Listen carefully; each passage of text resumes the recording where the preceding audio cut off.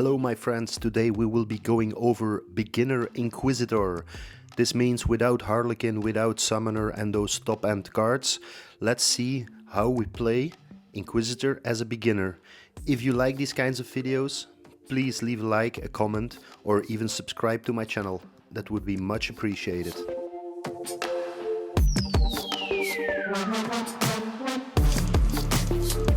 Okay, first let's get into my alt account, give you some insights.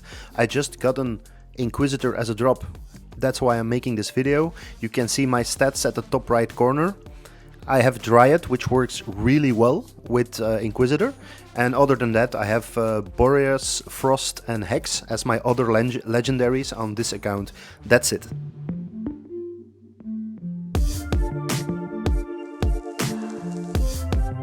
Now let's get into the deck. We're using Inquisitor, of course, otherwise we wouldn't have a beginner Inquisitor video. I love to use Dryad with Inquisitor to level him up pretty quick to get higher merges, which is always nice. Then we use Grindstone, works really nice with Inquisitor, does a lot of damage. Also being used in the top deck version. Then I use Mime.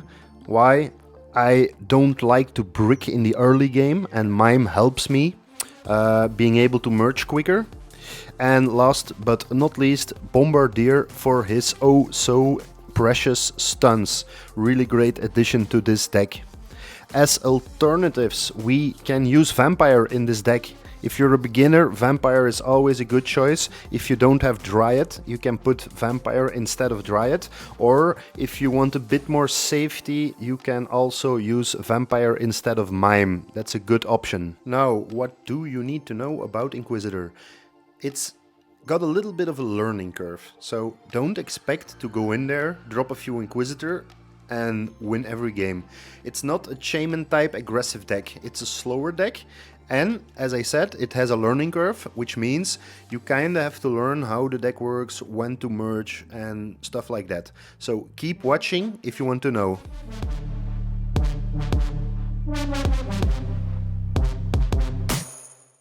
The first thing you need to know, this is a late game deck. If you guys are looking for a deck to get some quick wins and play many games in a short period of time, get out of here. With this deck you play slow, you think before you act, you look what your opponent is doing and you see what you get and work with what you get. So play calm, play relaxed and take your time before you make a move. Another important part of playing Inquisitor correctly is use your economy wisely. What does that mean? Use your mana when you need it. Don't just start spamming, because if you don't have enough mana and you end up with the wrong number of Inquisitors, you're gonna get in trouble. What this basically means is if you end up with the wrong number of Inquisitors and you don't have the mana to correct your mistake, yeah, you're basically done for, especially the later the game gets. So if you can't pay, don't play. Now a good question is, how much mana do I need to start spawning units? Well, basically look at the big button in the middle, the one to spawn the units. For me it says 230 mana right now. Do that number times 10. Especially in the beginning of the game, this is important. The later the game gets, it becomes harder. So you will have to get the feeling, you have to practice and know when to start, you know, spawning new units.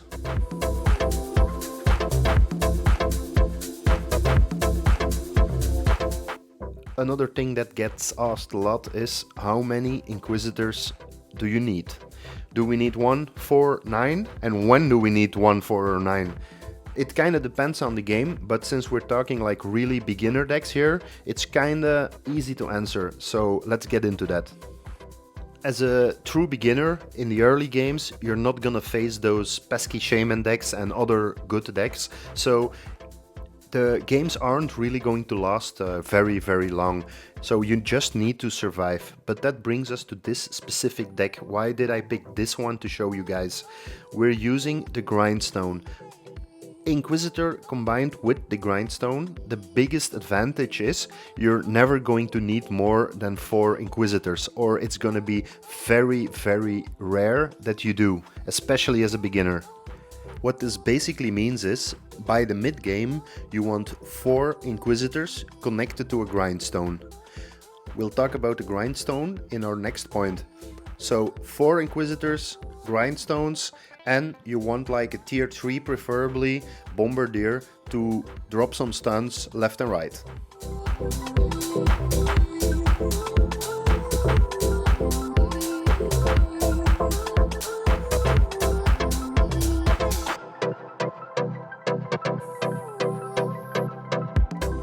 So, boys and girls, let's talk about Grindstone placement. A lot has been said about this already, but it's no rocket science, so let's not overthink this. Let's just make sure we get 4 Inquisitors. Let's start with that. Then, ideally, we want those 4 Inquisitors be connected to those Grindstones. If we can manage that, that would be awesome. If you want to go for the ideal placement, you can go on the internet, go to Reddit or wherever you can find them. There's enough images with all the possible ideal placements for support units like Grindstone. But we're just gonna chill, we're gonna try and get 4 Inquisitors connected to a Grindstone, and that will take us a far, far way already.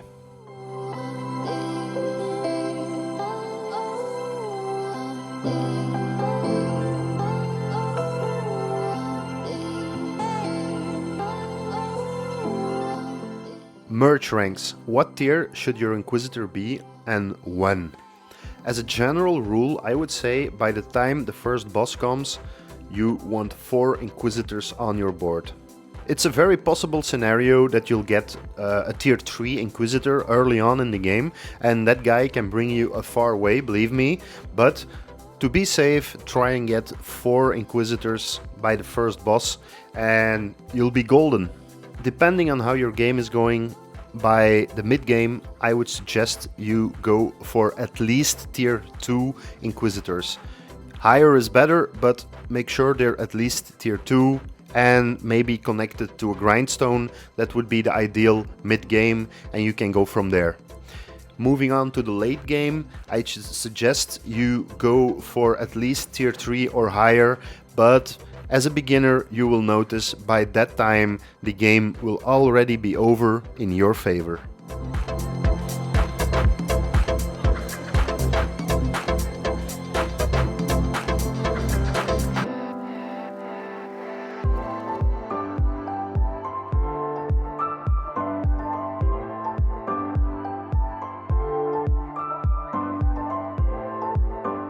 Now for our last tip in this video. Don't get cocky. That's the most important thing to know about Inquisitor. Don't get overconfident. The second you get overconfident, that's the second you bite the dust.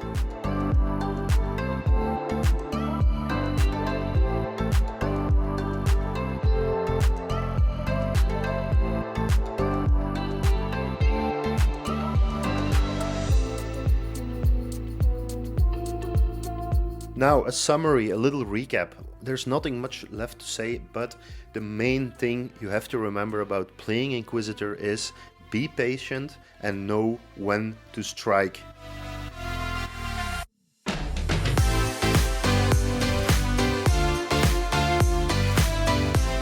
Okay, I hope you guys enjoyed this video. This is it.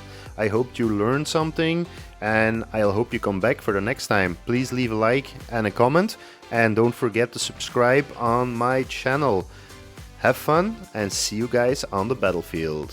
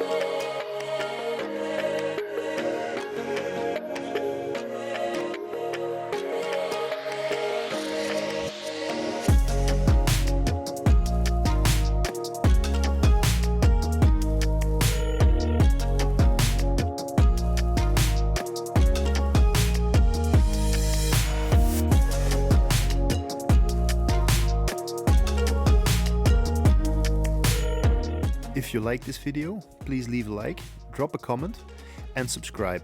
That would help a lot. I hope to see you guys on the battlefield.